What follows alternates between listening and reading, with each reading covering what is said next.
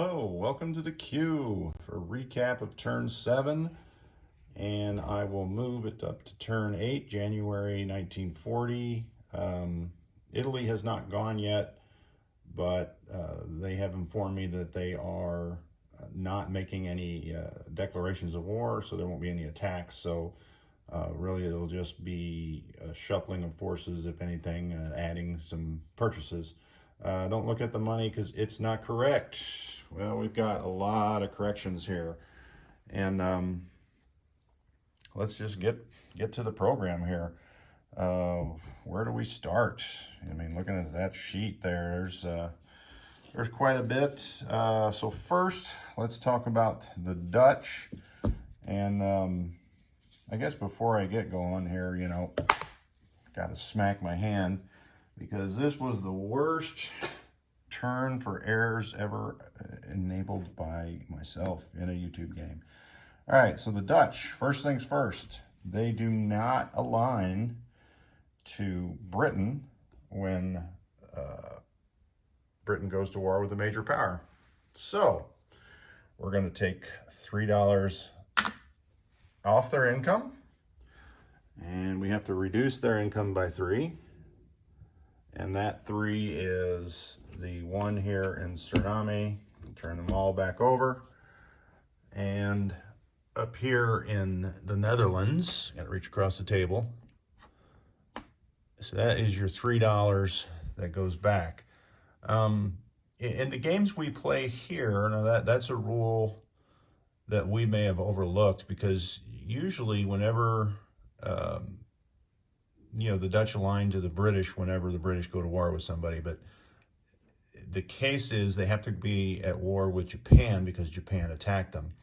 And I think that's never come up to where we could move these guys before in a game here at the Q, because Germany always, coordinates and takes out the Netherlands right after Japan does, so that's not available. So threw me for a loop. Technicality in the rules.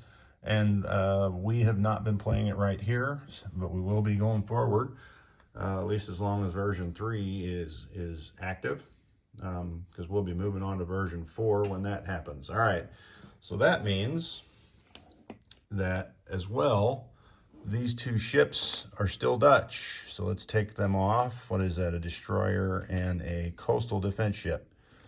And we will wait for Germany to attack the Netherlands for those to be active. And I think that's it for, nope, there is one other thing. So the Dutch now, they get a recruitment roll. So we'll go ahead and roll that out. All right, so they do get a guy, which we won't put in the Netherlands up there. So I'm gonna take a chip and put it under that guy there. So there's still 3 in the Netherlands. But I'm going to take that guy on the recruitment roll, and we'll put him down here in Suriname. So that happens. They'll get that roll if Germany doesn't attack the Netherlands this turn. They might. All right, so the next declaration of war error or alignment error is Brazil. So Germany or Argentina does align with Germany when they go to war with a major power. However, in the Latin American expansion set, that is defined as Germany goes to war, or Argentina is aligned when Germany goes to war with the USA, which is the Brazil rules as well. So, that being said, I can't attack this battleship with the French like I wanted to. So we got to put that battleship back. And then the casualty the French had was that sub. So, unfortunately, another error on my part. And I didn't really look closely at the Latin American at war rules for Brazil-Argentina war because it didn't really affect me. So, my bad again. All right, thirdly, and this one I had no idea about. It is the German fortress up here in Prussia, East Prussia there. We've always played it. An empty fort does nothing. However, apparently there must be 2 dice rolls for the first strikes at 5 that are a fortification, even though it's undefended. So Category Cow is going to roll that on his turn. Germany turn, which is coming up here shortly. I think he said he's going to get to it tomorrow night. But in our discussions with, casualties from France, that was one thing he's going to roll. So if he does roll 2 5s, then obviously the cavalry is dead and does not, Britain does not take East Prussia, so they will go down another $1. But we won't know that until after the rolls, which will be fine. Put that back. All right, the final, not the final error, apparently an error in my favor is that this here, enemy subs on the convoy lines, they must be raiding.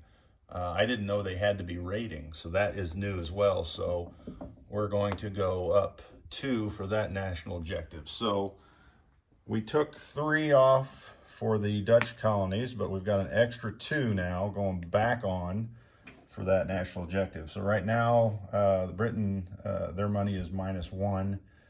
And if that fortress rolls a 5, then it'll be -2. So we'll wait and see on that. Last error. Somehow the Commonwealth got an extra $1 between turns. So they do not have 10.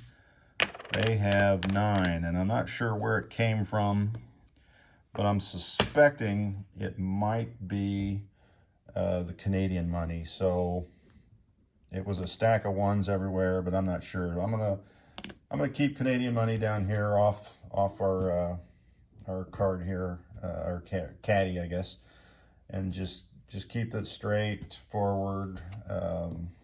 Hopefully that corrects any mixing of the money going forward. All right, so that is the end of corrections. Let's get on to the recap. So the recap of turn 7 begins with the corrected British money.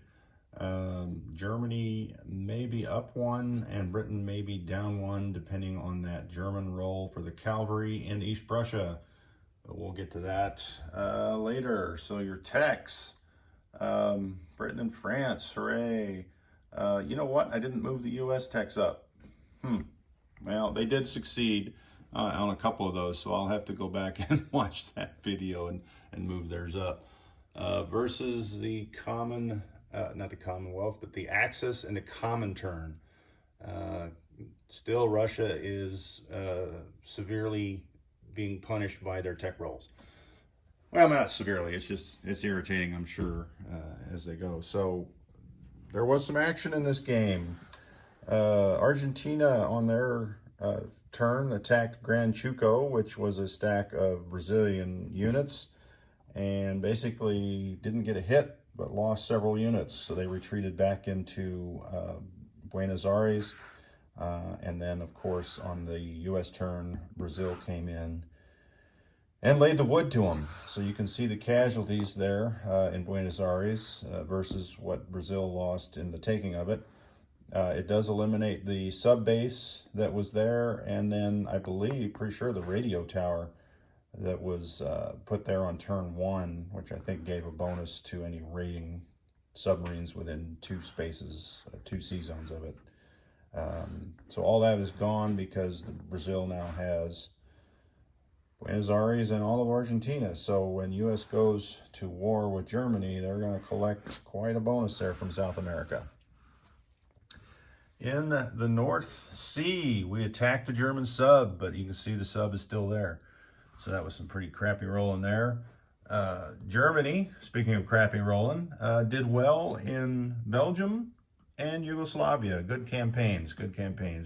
Lost a couple guys, but still good rolling. The Polish campaign, you can see they attacked 2 territories and they only have 1.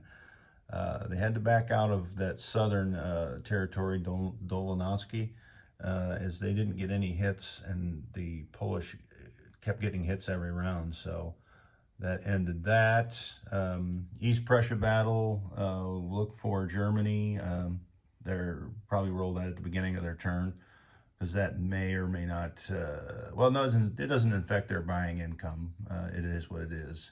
So we'll see what happens there. And I believe that was it. The rest of the board is just moving stuff around. Japan did not attack anyone else. They did move their fleet about and reorganized into some sea zones. Spreading out, the Dutch submarine here was up here, so kind of trying to keep it out of harm's way with these carriers, or keep Japan convoy lines out of harm's way.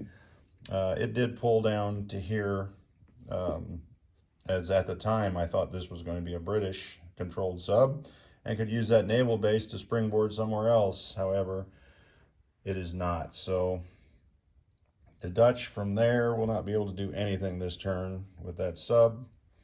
You can see a lot of Japanese forces building up in Siam there. And of course, Korea is stacked, but all the transports moved up. So where will they go? The big question is, are they going north? Doubt it. Probably coming south. Doubt China, although they could. Probably going to come south for a little Commonwealth rating. The U.S. did have a good roll on its income roll, so they are up to 30 now. So that is good for the USA. Bad for the Axis. Maybe, I don't know. We'll see what happens, what their next moves are.